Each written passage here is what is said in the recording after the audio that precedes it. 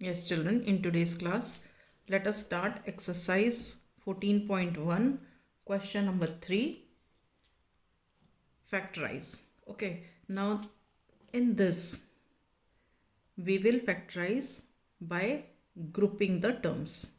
जैसे ये 4 टर्म्स हैं तो दो दो टर्म्स के ग्रुप्स बना लेंगे, उसमें से फिर कॉमन निकाल के सॉल्व करेंगे. ठीक है, थोड़ा अभी 2-3 क्वेश्चंस हम एलैबोरेट करके करेंगे, फिर डायरेक्ट करेंगे. जैसे कि हमने 2 ग्रुप्स बनाए. सपोज़ हमने ये एक ग्रुप बना दिया और ये एक ग्रुप बना दिया. ठीक है, तो इस ग्रुप को हम लिख सकते हैं, एक्स स्क्वायर को हम लिख सकते हैं X into X plus X into Y.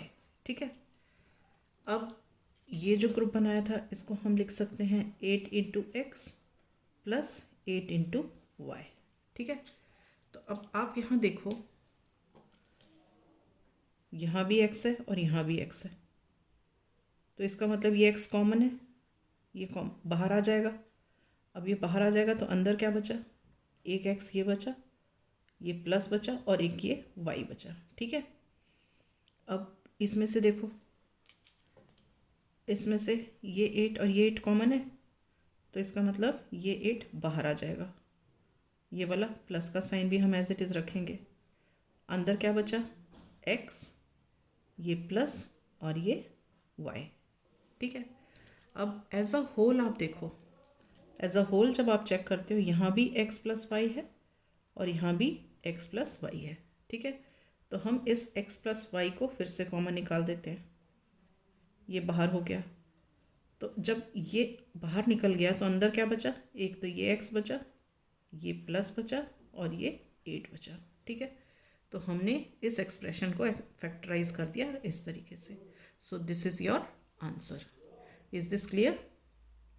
Now we come to the second part of the question, which is 15xy minus 6x plus 5y minus 2.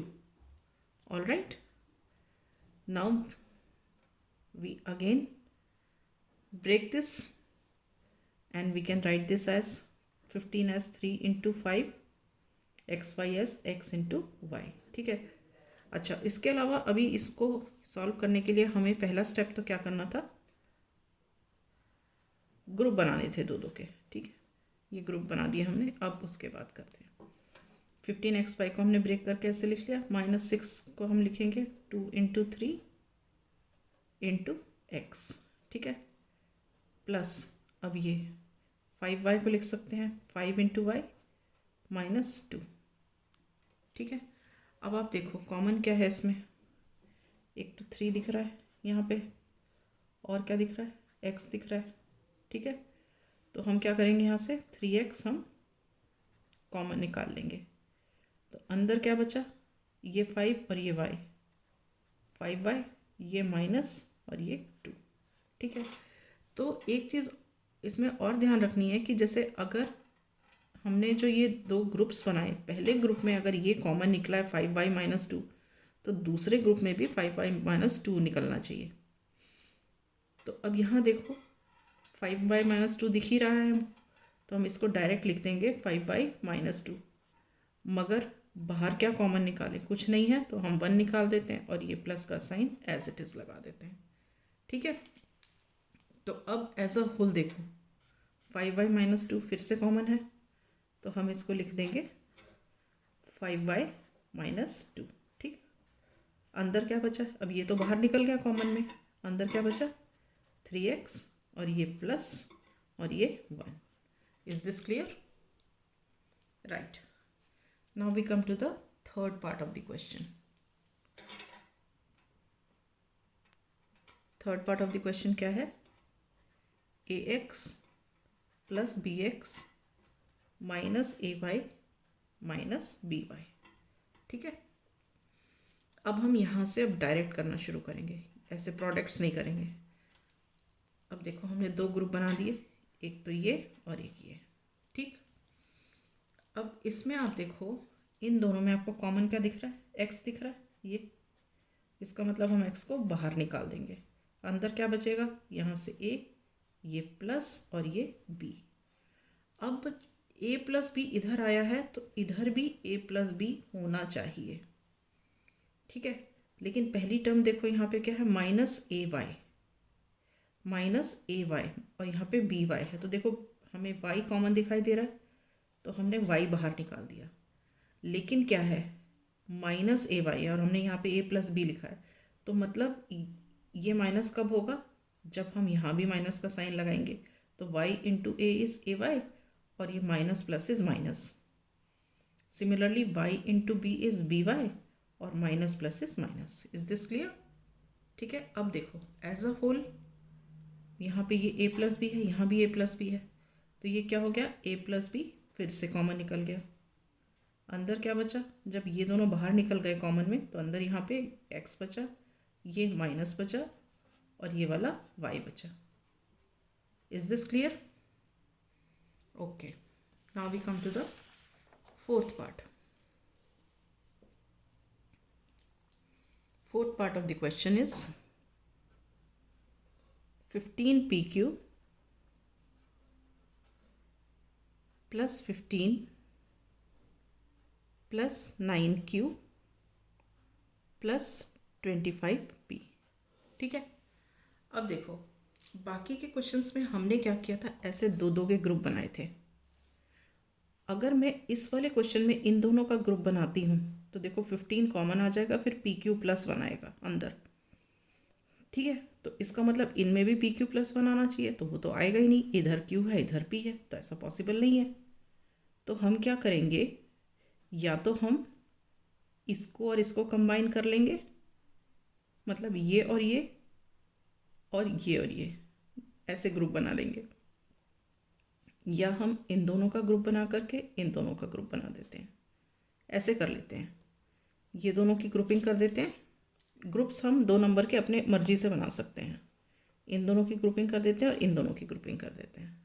Try करते हैं। देखो 15pq plus 25p plus 15 plus 9q, ठीक है। अब देखो यहाँ पे क्या है, 5 3 ज़ा 15, 5 5 ज़ा 25। तो हम क्या देख रहे हैं, दोनों के पास 5 कॉमन है, ठीक है। अब यहाँ p है यहाँ भी p है, तो p भी कॉमन है। यहाँ q है यहाँ नहीं है, तो नहीं कर सकते। तो अब एक चीज़ यहाँ पे अंडरलाइन नहीं किया, इन दोनों का ग्रुप हो गया और ये दोनों का ग्रुप हो गया, ठीक है।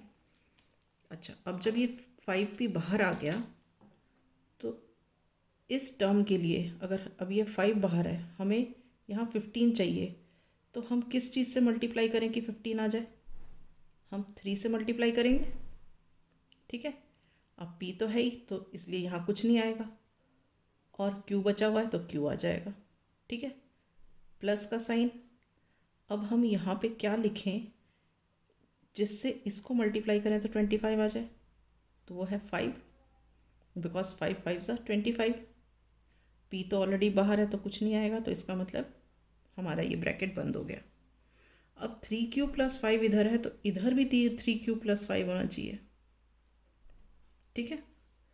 अब 3q प्लस 5, अब पहला तो 15 है लेकिन हमारा तो 3q है, तो इसका मतलब हम इधर से देखेंगे तो यहाँ पे 3q है मगर यहाँ पे 9q है, तो हम यहाँ पे क्या लिखेंगे कि 9q बन जाए। हम अगर यहाँ पे 3 लिख देते हैं तो 3 3 ज़ा 9 और q आ जाएगा, ठीक है। अब हम इसको मल्टीप्लाई करते हैं, 3 5 ज़ा 15 आ जाएगा, प्लस का साइन है तो यहाँ पे भी हम प्लस लगा देंगे, ठीक। तो हमारा अब यहाँ पे देखो क्या हो गया, 3q प्लस 5, 3q प्लस 5 फिर से कॉमन दिख रहा है, तो हम इसको यहाँ पे क्या लिख देंगे, 3q प्लस 5 कॉमन निकल गया, ये दोनों बाहर आ गए, तो अंदर क्या बचा, यहाँ से 5p, ये प्लस और ये 3। Is this clear? तो ये हमने फैक्टराइज करके ये दो फैक्टर्स निकाल दिए। क्लियर है? Now coming to the next part, fifth part. Fifth part क्या है, z minus 7 plus 7xy minus xyz, ठीक है।